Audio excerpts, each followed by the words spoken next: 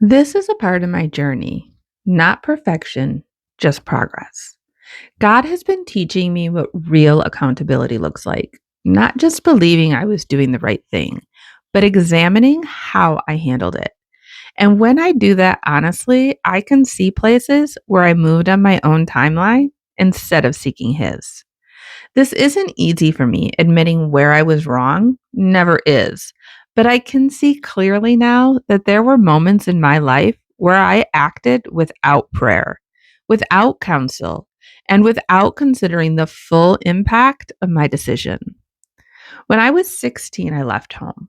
I knew I was struggling. I knew I needed change, but I didn't consult God about how to handle it. I didn't ask Him for wisdom on timing, communication, or humility. I reacted. I wanted relief and I wanted it quickly. I moved forward in my own strength and on my own schedule. I can see now that even when we feel desperate for change, that doesn't excuse bypassing God in the process. I didn't slow down, I didn't invite Him into the details, and I didn't handle it with the maturity I wish I had. Years later, when we moved to Alaska, I know God was leading us. I don't question that. But I can see now that knowing the direction didn't mean I handled the transition well.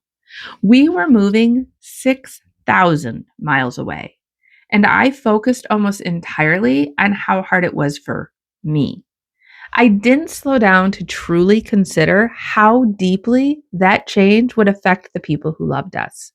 I didn't make space for their grief, and I didn't handle it with the gentleness it deserved. Even though I was carrying my own stress and uncertainty, that doesn't excuse overlooking the emotional weight it placed on others. I could have been more patient. I could have been more thoughtful. I could have led with more compassion. I'm learning that obedience to God isn't just about stepping into what He calls us to do. It's about how we carry the people around us while we do it. It's about humility. It's about seeking Him, not just for direction, but for the right posture. I can't redo those seasons, but I can acknowledge that I should have sought Him more deeply, moved more slowly, and handled things with a greater wisdom and care. This is part of my growth, learning that strong decisions still require soft hearts.